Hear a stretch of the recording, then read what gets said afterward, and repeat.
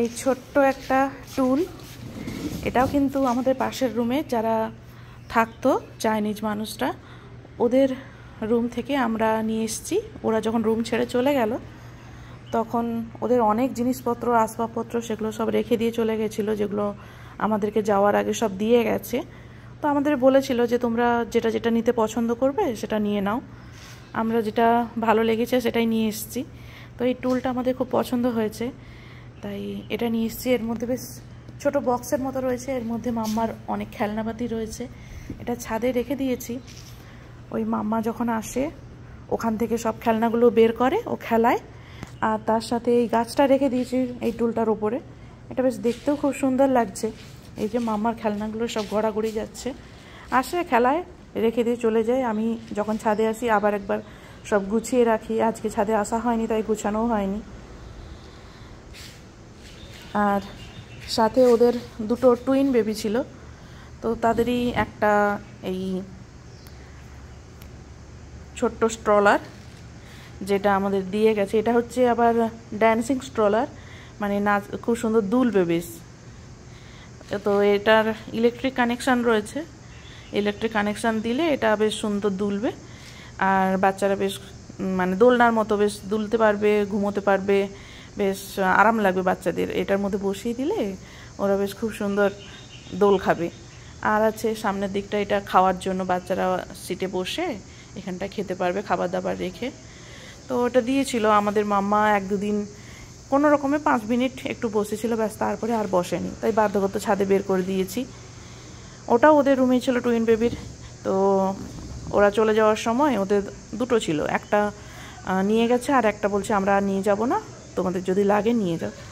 আমরা ভেবেছিলাম হয়তো মাম্মা একটু দোল খাবে, কেননা আমাদের তো এই রকমের মানে দোলনার মতো স্ট্রলার নেই, তাই জন্য এটা নিয়ে এসেছিলাম। কিন্তু মাম্মা 1-2 বার চাপার পর আর চাপেনি, তার পছন্দই নয় এটা।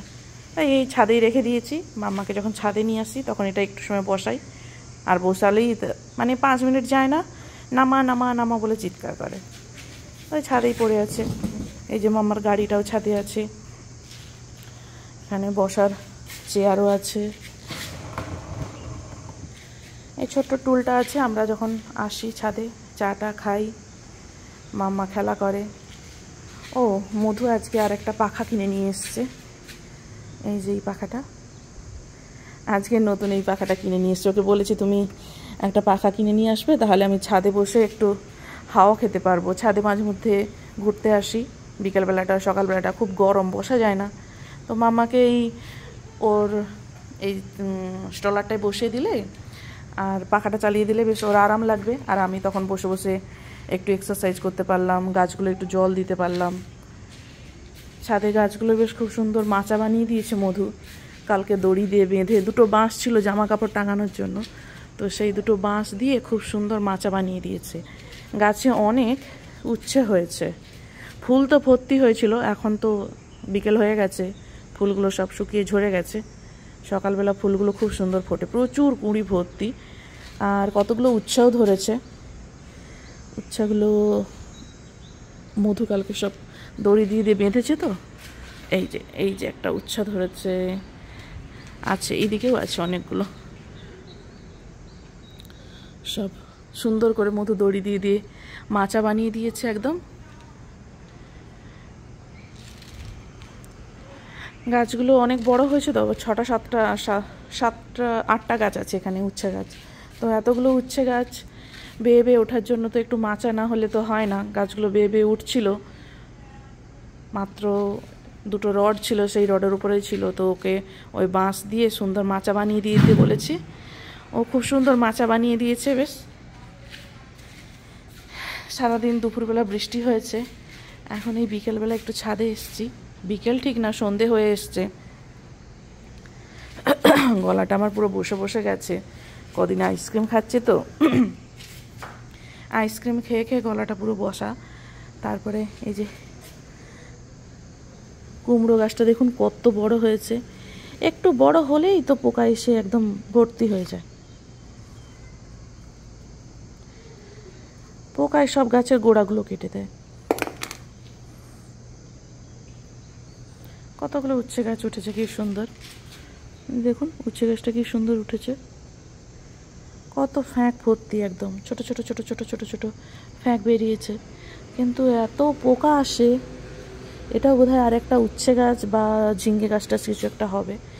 তো ঝিঙ্গা বীচাও লাগিয়েছি, অনেকটা দেরি করে লাগানো হয়েছে, কারণ বীচা যখন কিনে এনেছিলাম তারপরে এনে যে মধু কোথায় রেখে দিয়েছে সেই বীচার প্যাকেট আর খুঁজে পাচ্ছিলাম না। প্রায় 1 মাস পর আবার এই বীচাগুলো লাগিয়েছি, আর এখন তো ফল ধরার কথা। তো এই এতদিন পর গাছ লাগালে গাছ বড় হবে, তারপরে কখন ফল ধরবে কে জানে। যাই হোক, কুমড়ো গাছগুলো বেশ সুন্দর উঠেছে একদম, দেখুন কত সুন্দর কুমড়ো গাছগুলো উঠেছে, খুব সুন্দর হয়েছে কুমড়ো গাছ। উচ্ছে গাছগুলো খুব সুন্দর উঠেছে, কুমড়ো গাছগুলো বেশ বড় বড়ও হয়ে গেছে, তার সঙ্গে অনেক পেঁপে গাছও বেরিয়েছে।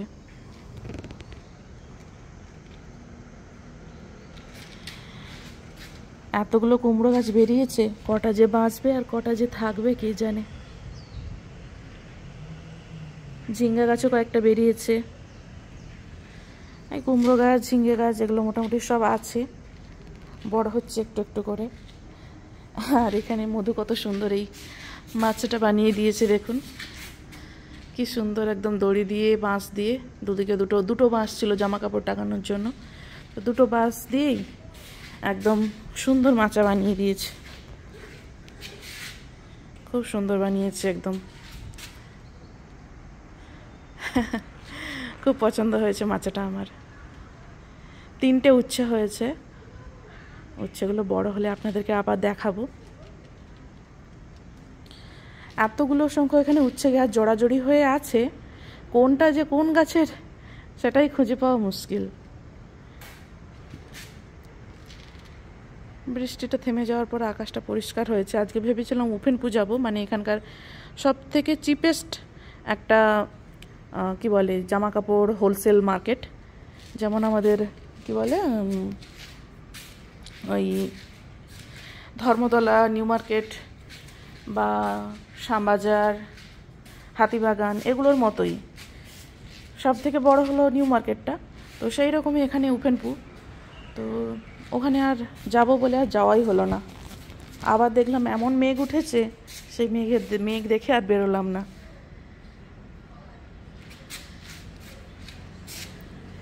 মধু দুপুরবেলা গাছগুলো এইসব জল দিয়ে গেছে, বৃষ্টির জল তো খুব একটা আসে না, ওই ছিঁচকেটে যতটুকু গাছের গোড়ায় যায়, এই জন্য গাছে রেগুলার জল দিতে হয়। আর যে গরম, গরমে তো এসি ছাড়া আমরা থাকতেও পারছি না, প্রচণ্ড গরম, টিকতে পারছি না, এতটা গরম লাগছিল।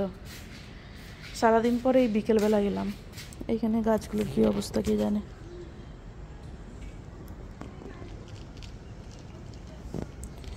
আর এই গাছটা তো পুরো একদম মানে জঙ্গল হয়ে গেছে, পুরো এত সংখ্যক চারা বেরিয়েছে, আর পুরো একদম ঝোপঝাড়ের মতো হয়ে গেছে, গাছগুলো এতটাই বড় হয়েছে।